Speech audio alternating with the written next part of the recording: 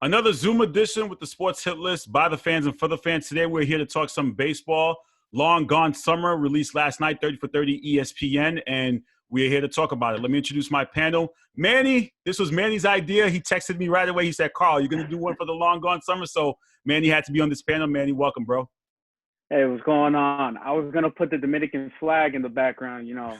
You should. If you do that, that means I got to put the Haiti flag. Listen, we neighbors, so you know how Hey, we roll. brothers. Listen, we brothers we go, pretty much. yo, it goes hand in hand, so we know how that goes.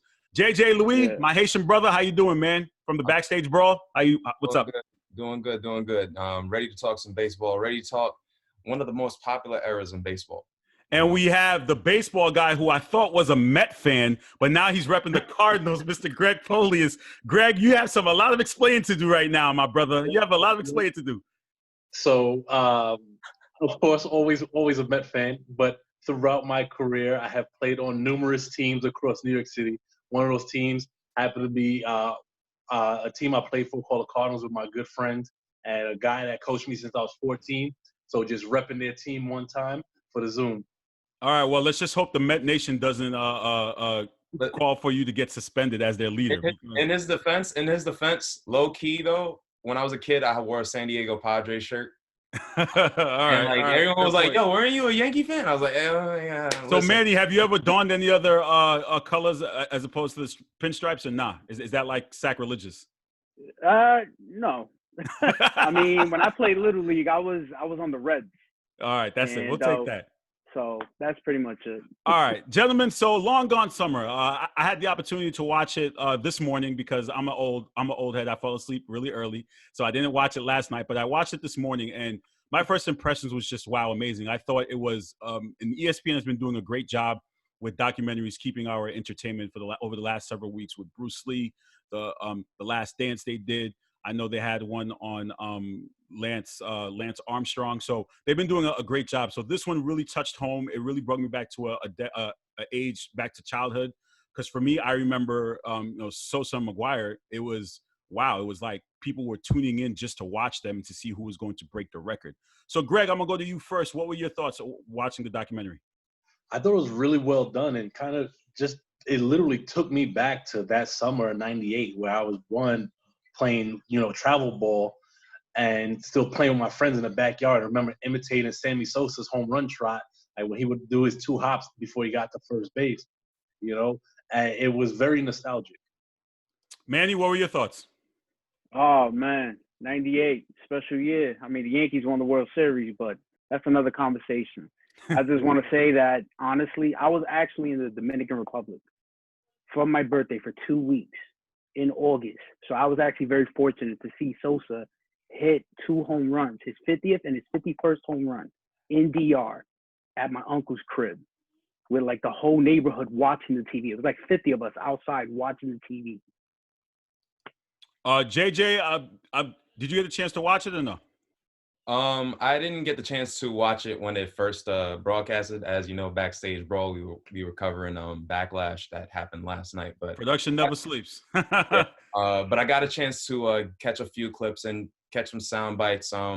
Obviously, they covered a fantastic year, and knowing baseball back then, I know I was a little pipsqueak, but like my dad, baseball was his first love. He's a big Met fan coming into America.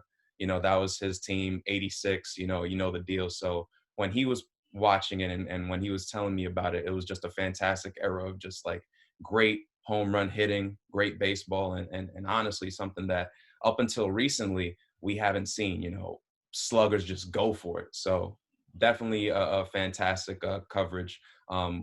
Love to, watch it in full swing a little later on, but from what I watched, it was pretty good. Now, I thought they covered a lot more Mark than Sammy. I mean, I get it. Sammy didn't break the record, but I felt like I was going into it. I thought I'd see, it split, but it felt like it was 70 Mark, 30 Sammy. Greg, thoughts on that? Yeah, I agree with you, but I think that has more to do with their staple in baseball at that time. Sammy really wasn't known as a profound slugger until either that year or the year before. Whereas Mark came in from USC when he was drafted out of college, like he was one of the premier sluggers in the country. Bash Brothers with Jose Canseco in Oakland, Rookie of the Year, 49 home run. He was breaking records, home run records from the time he was in the league. Sammy just didn't have that kind of, resume behind him. But I think when they got into the chase, they started to focus more on Sammy keeping up with him. So I can understand why the beginning was more so Mark, because Sammy didn't have that same staple in the sport. Manny, what are your thoughts? Do you think they kind of had more coverage on Mark as opposed to Sammy? Yes. Yeah, they did. I mean, they went back to when he was in the A's. And then he talked about, he came to the Cardinals. And then a lot of people in the media, the sports writers and stuff, believed that the year he went to the Cardinals, because remember, he got traded in 97 after 105 games with the Oakland Athletics. So he played the remaining 51 games or whatever, or 41 games, I believe, with the Cardinals in 97. And he still hit 58 home runs that year. He had he had 34 with the A's, and then he had 24 with them.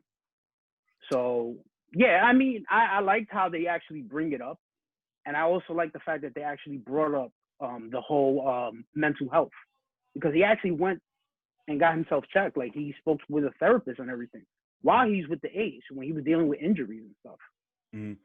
Do we believe this era saved baseball? Absolutely. Is that fair to say? Greg, elaborate a little bit. Because you had the strike in 94. I still remember the Expos being really good. Pedro Martinez and all those guys, Vladdy Guerrero. And, that, like, people were excited for that season. And for the strike to happen, even though I was young, I still remember not being able to see baseball in the summer. And that hit fans hard. So, baseball was still trying to regain its footing amongst the national sports. So for this to happen, every night, no matter if you're a fan of baseball or not, you tune into SportsCenter to check on the race. You check the box scores in the paper to see who was hitting home runs, who was keeping up with the pace. That just wasn't happening before that. So, yeah. JJ, did it save baseball? Most definitely. Honestly, when you look back, even in the 1910s, 1920s, like Babe Ruth era, like the greatest thing about baseball is when you hit home runs. You know what I mean? Especially now, recently, you see analytics. A lot of people, what are they, concerned about? Home runs. We have a rookie of the year on the Mets, home run king. Aaron Judge 3 years prior, home run king. You were checking the box scores to see it, and a lot of, and I know we're gonna touch on like the steroid, part about it a little later on, but like, a lot has been made about that particular thing and the fact that, it's not swept under the rug, but it's one of those things that are like quasi taboo to talk about because steroids are so detrimental. But when you look back at, similar sports and, Lance Armstrong's documentary basically lives proof of that. Doping in order to win. NFL, you have doping and like the hard hitting in order to win. So a lot of those like negative aspects and elements, human element side, basically catered to fanhood, which was pretty much like engaging, because in the 80s and 70s you weren't getting it, but right there dead in center it was like, oh, baseball is lit again, like it's cool again. And then you saw the early 2000s balloon to what it was. So, you really segued into my next question, which and you guys know my stance on cheating and how it's not fair and it's completely wrong and everything. But after watching this and listening to them speak about it and hearing McGwire admitting to it, he goes, they weren't tested for it, and no one was checking what they were doing, and nobody thought it was wrong at the time because everyone was doing it. And Sammy kind of felt targeted. He's like, why are you asking me questions when there were a bunch load of guys doing it? So in a sense, yes, this era did save baseball because people want to see the home run. But now after watching it, did it kind of give you a more different perspective on how steroids was looked at, Manny? Yes. I mean, also to talk about the whole Sammy Sosa said he was targeted and stuff, he also dropped a major bomb and said, there's 4 to 5 players in the current Hall of Fame. And it's like, now it gets us wondering, who was it? And also, I had an issue because I want to know the source, the New York Times guy, the supposed guy that did the research and did the whole article and everything like that. I want to know, who was this guy? How is he a valuable source to know about all of this with those 106 people actually that took the test, were drug tested, and apparently tested positive? What kind of source is that? Greg, does this era have a stain on it still, or is that something that we can look past, knowing what we know and knowing the whole steroid and what happened? I think people who try to put stains on baseball in terms of cheating are like holier than thou. Because like I told you before, cheating is literally a fabric within the sport, whether people want to admit it or not. And there are different levels to it, whether some are acceptable, some are not acceptable. The point is, in baseball, your opponent's always going to try to cheat to gain some type of competitive advantage. It is what it is. So no, it doesn't change it for me. I think my biggest issue is that the guy who was the commissioner, Bud Selig, who oversaw this kind of rebirth of the MLB, is in the Hall of Fame and is looked at as this great commissioner. But the players who, excelled during this era are shunned, and I don't think that's right. Yeah. One thing I found interesting is that the Cardinals have McGwire in their Hall of Fame, but then Sosa hasn't been back to Wrigley Field in years, so it's like two different approaches with teams that, listen, the Cardinals have forgave him for what he did and what he meant to that team for the 4 years he played there. And then you look on the flip side, Sammy can't get that same respect. JJ, what are your thoughts? Did the steroids ruin that summer for you, and just knowing what you know now? I have to side with Greg. I don't believe it ruined it for me. And I think that, like, with a lot of sports, especially with people who criticize the sport of baseball, like, they tend to have sports that don't, like, their main sports don't necessarily comply to it. Like basketball, a lot of people get on, MLB because of it. Like, oh, they tested positive for this. In 2007, there was like a laundry list of players, Roger Clemens, like basically half of the Yankee staff and all those different situations. But when you look at historically, you look at the Olympics, you look at, I was a student at St. John's University studying sport management. I went to communications in Sacred Heart University. We had those history classes that discussed, like, ancient sports, doping. Like, doping was not only, it wasn't taboo, it was encouraged. It was encouraged almost. And not to say that, like, whatchamacallit, morally it's wrong, of course. But as a fan, when you don't, like, before the fact, you don't care about that. You're only concerned with after the fact. And I think that's a big issue. I think we as fans need to be held accountable a little bit with that. Because think of it in, backstage brawl with wrestling. A lot of my favorite wrestlers had potentially did doping. My favorite wrestler of all time is now passed along because of due in part because of doping. You look at hockey, Miracle. Anyone heard of 1980? That was a big doping scandal. You have a litany of situations where, like, all of these sports do have, like, remnants of, like, cheating. And yes, morally it is wrong. The human element in it is very, very skewed. But as a fan, as a spectator, you can't sit there and enjoy it in the moment and hate on it afterwards. Because if you really think about it, put yourself in their shoes, right? You're expected you're held to a high standard. You're Sammy Sosa, you're Mark McGwire, you're held to a high standard. They see you hit 3 home runs in a game. They're going to expect you within the next 10 games to hit potentially 10 home runs, to hit 5 home runs. You know what I mean? And that isn't, like, that's a level that you have to sustain in the people's eyes, or else people are going to get mad at you. People expect LeBron James to be the greatest player and win 2 more championships. People expect the Yankees to win every other year, or at least go contend for a title. People expect all of these different things, and it's not attainable if you are, like, a traditionalist. And if you're a traditionalist, you're going to get shunned. I mean, let's be real here. CC Sabathia's, career is living proof of that. He was a jerk. Like, he basically, he won, but it was basically at 2 particular different points in his career. And he's not going to get looked upon as the greatest pitcher in all time because, due in part, he wasn't juicing. Well, you know what, JJ, I want to disagree here, because Mark said something in the documentary. He said it wasn't about the strength. The reason why he did it was, and we've seen this with athletes, and Greg, you can kind of talk about this, is the process of healing through an injury. So for him, it wasn't about staying ahead and keeping pace, because people believed, and the reporters believed, and you saw them comment, they said they believed he could have hit it regardless of what he took. And McGwire said for himself, he was taking it just to heal. So, Greg, is it more with the steroid thing? Is it more for them to get ahead, or is it more of a healing process for players? It depends on the individual, because you have a guy like Mark McGwire who is naturally gifted as a power hitter. So he wouldn't necessarily need the steroids for that aspect.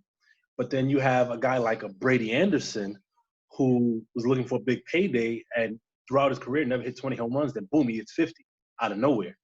That's a guy who wasn't using it for healing. That's a guy using it for his payday. So, I mean, situations vary. I played with guys in college who did it so one, they could stay on a roster as a starter, or some dudes did it so they could get more pop. It really varies, honestly. I think that a bigger thing, like it's not necessarily like getting ahead or healing. It's sustainability at the end of the day. Oh, like wouldn't you agree? Like it's sustainability, whether or not you agree it's health wise or getting ahead wise. It's just sustaining. Like you have to sustain a certain level, whichever you're on. Yes, you can ascend, but it's just about keeping that even playing field. So I do agree with that. Manny, do you agree with that? Like, do you care what your favorite players are taking, or do you just want to be entertained at by any means? I mean, when I was 11 at that age, I was entertained. I mean, in my neighborhood, think about it. In New York alone, these players don't play in New York. Like, they're not representing the Mets or the Yankees. They're representing the Cardinals and the Cubs. The cab drivers from like private organizations or whatever, they will put 62, 63, like with the home run race, they will constantly update and everybody will cheer for it. Like there were people watching the TV. There were people that just come in and buy a juice and a bag of chips and they'll watch TV because the game is on and they will focus on it. I believe Fox, TBS, and like Sports Center, like ESPN, if there was a Sunday night game, they were watching it. Everybody will watch it. Yeah. And the whole thing with the whole steroid thing is my issue was that, yeah, the players take it because of the injuries. And like Greg said, there are players that try to take it as advantage to make the bigger paycheck. But remember, the trainers and the medical doctors are the team doctors, they're the ones giving this to these guys. But they also touched up in the documentary that even when they went to the gym to work out, there were people in the gym that were like, hey, yo, I got the stuff. Take this, to heal your injury or whatever. It helps you. It builds up more testosterone and stuff. Mm. So it sucks to see my favorite player do that. Mm-hmm. So just looking at baseball then, which was great because we all watched it and loved it. Now looking at baseball and in the sports hit list, we have a friendly competition about, all right, who's getting more ratings. I know Mike and Greg went at it during the World Series in the NBA and Mike lost. I go at it with Travis all the time about ratings and who's going to keep up. NHL, I feel bad for them because they don't compete with the other major sports. But with baseball, we saw an era where you needed to take steroids in order for them to have a show. Is that what we're saying is the formula for success for baseball, to pick up with ratings and for people to watch it? Greg? No, I don't necessarily think that's the formula, because I think now, with the whole baseball format and with the playoffs and how they have it set up, I do think, ratings will go up.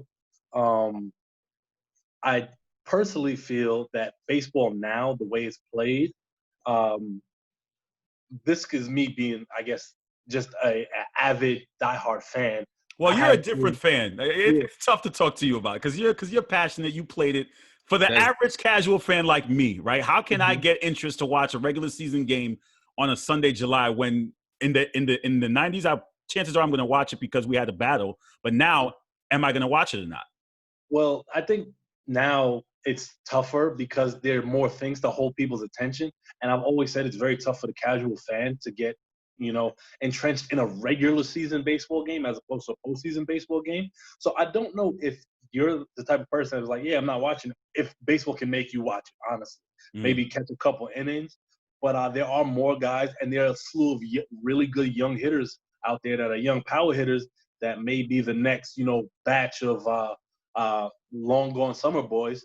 So who knows? But it's very tough to change somebody's mindset who's already like, well, I don't care about regular season baseball. Yeah. No, JJ, is there a solution to figuring out how to get more people to watch baseball? Again, in the late 90s, it was the battle of the home run and who's going to be the home run king that year. How can that translate for baseball now? Tactically, as it pertains to like how the structure is during the game, 9 innings, like, 3 and you're out. I think that there's some fixing to do there, but as it pertains to baseball itself, I think it's actually on its way. Like, analytics was not created for, NBA, NHL, all these different things. It was created right in baseball. It was created right in baseball, and they've used that to their advantage. Speaking for my team and particularly, we essentially went a different route, getting the team that we have now, and like pretty much you could count 1 through 5, like our lineup, we could get you a home run. And I could tell you, as a person who is from, like, I could consider myself like a common, in between common and like, avid fan. I was watching the rookie season of Aaron Judge because he was smacking that ball. And even to the point of like now into his 3rd season, like he's still like it's you have those guys, you have your Bryce Harpers, you have, all these different, hitters that are now basically being told to hit a ball a certain way, train a certain way. There's scientific things that are basically working in play that is potentially enhancing it. I mean, I could see, we talk about the season, playoffs is actually pretty damn good. No, yeah, the playoffs are amazing. And Greg and I talk about this all the time. I said it last year. I believe the playoffs are better than the MLB playoffs are better than the NBA playoffs because it's so intense. Like every pitch matters, and you're just at the edge of your seat. Like I will watch a baseball playoff game more than I would watch an NBA game. And you guys know I love the NBA, but it's just that great, So I don't think the playoffs are the issue. I think it's just talking about the regular season. How can they attract that fan? Like, the Sunday night baseball still work? Do people still come home on a Sunday night and watch baseball? It's a tactical thing. They're going to have to fix the season format, the layout of the game itself. But the players themselves, how do you change the layout of a 9-inning game? It's tough. Greg, I honestly, sorry to cut you off, JJ. I think the scheduling too, and now with this new social distance era of sports, what I like to call it, maybe the less game approach as opposed to 162 games in how many days, formula may not work anymore. Maybe playing less games and having more of attraction, that could work. I don't know about the inning part, but as far as less games and having 162, could that be a possibility to fix? I mean, it could be, but then you're talking contractual obligations and players meeting certain goals and incentives, players getting called up.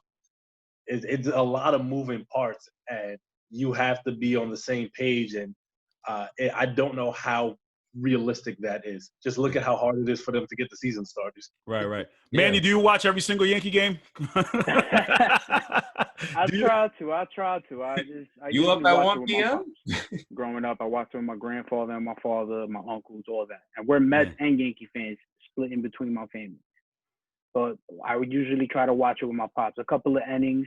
If it's like 12-zip, I'm just like, really? Like, are we going to come back? And then I get that hint, like, you know what? Let me watch it, just in case. Because I actually been to a couple live games where we came back when we were down like 6-7 runs. So I'll watch as much as I can. And I even watch other games as well. Like, I've told Greg, like, yeah, I'm a Yankee fan. I'm always troll on the Mets, and I hate the Red Sox and all that. But if I get called like, yo, I got tickets to the game, come through. I go to Met games. Every year I go to at least 2 to 3 Met games. Yeah. I try to go to at least Yankees versus Mets. Always at least one of those a year. So it's safe to say, I guess, from my panel, that baseball is in a good place right now. There's no concerns about the ratings. There's no need for a long gone summer part 2 to save the sport like it did in 1998. No, player-wise, nah. I mean, we have young players. Fernando Tatis Jr., Ronald Acuna Jr., Ozzie Albies. You have Vlad Jr., who I constantly praise. But obviously, there's plenty of young talent, young generational talent in different teams. It's not just, one team is stacked and that's it. Like, no. Like JJ said, the Yankees 1 through 5 can get you home runs. And it's like, it's not always about the home run ball that's going to win you games. You need pitching. You need hitters. You need those guys to get you the little hits in the gap, stolen bases and stuff. There's more to it. Right. But when you're looking at it from I'm going to let you go, Greg. When you're looking at it from, again, the typical fan perspective, do they care about the pitching or do they want to see the long ball and the home run. Long ball. They want us the casual fan wants to see the long ball. They're not focused on the sequence of pitches from one at bat to the next. They're not focusing on the minute details. But what do we say garners viewers in sports? When there's a villain, right? Mm-hmm. And baseball is in the perfect position with the Astros as the national villain because of the whole Cleveland scandal. So now people are going to, even if they hate baseball, they're going to tune in to see what happens with Astros hitters. Well, one bonus question here, though, because we haven't seen baseball and we don't know when it comes back, will people remember the Astros as the villains when it does come back? Because again, we've had months off now. It's been a while. I'll tell you why. People haven't forgotten. Also, because then you have on June 19th, apparently a Yankees cheating scandal is going to be unveiled. Oh, so you had to throw that out there. I should just mute your mic right now. They already did it. It had nothing to do with it. I already checked it. Trust me. I was waiting for 12 o'clock. I knew you were going to bring it up. No, but they said that had nothing to do with the signing. No, it was released today. The report I said the 19th, but I'll check it. But what I'm saying is, the word scandal, whether it's the Yankees, whether it's the Red Sox, or it's the Braves, but the word scandal is thrown out there, who is the first team that's going to be mentioned? The Astros. Yeah. So it's not going to be forgotten. All right. You're going to hear trash cans banging. Every stadium. That's all you're going to hear. Final thoughts here, JJ. Final thoughts to close out the segment. Honestly, as it pertains to, long gone summer, it was a great era. I'm pretty sure, like, during the time you guys were alive for it, I was in my infancy stages of life. You were 2 years old, right? 2? Yes, I was only 2. I'm a summer baby, too, so I was maybe 1.5 around there. But, it was definitely a great era for its time. And it allowed us to see, the potential of what baseball could be. Of course, like, the elements of it was mucky, and it should not morally be, accepted. That being said, it did show us a potential of what baseball could be in the limelight and could remain as America's, most favorite sport. So, yeah. Manny, final thoughts? I thought it was great.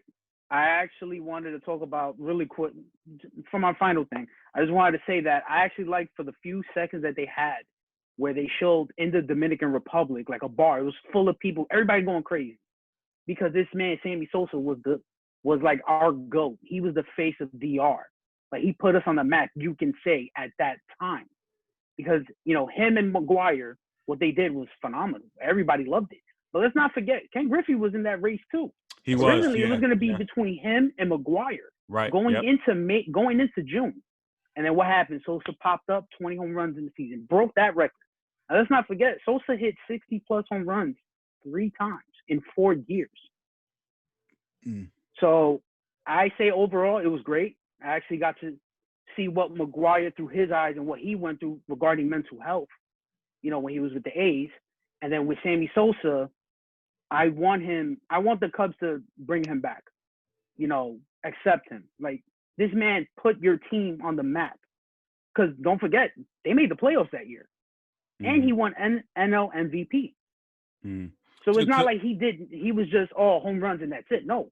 You guys made the playoffs. Yeah. He even said, though, I think Sammy said he's happy. He's content with everything. He said, even if they don't make the Hall of Fame, he said he has his grandchild, he has his kids. He's happy, and he's happy with what him and Mark were able to do for that summer. Greg, final thoughts?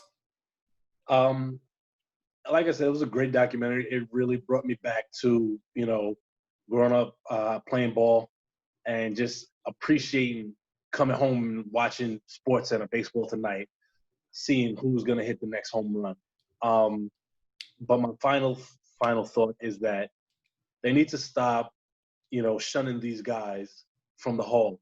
The Baseball Hall of Fame is extremely hypocritical because there are guys who have done much worse whose jerseys hang in the Hall. I'm not going to get into specifics, but the fact that they were able to carry baseball back to relevancy, I'm not saying these two in particular, but guys from that era that deserve it should be in there.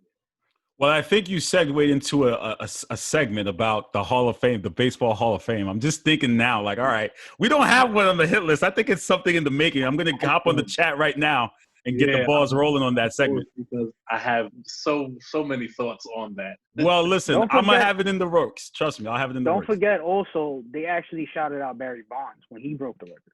Yeah, they did. They didn't forget that. And No, I was actually happy that they actually, showed that.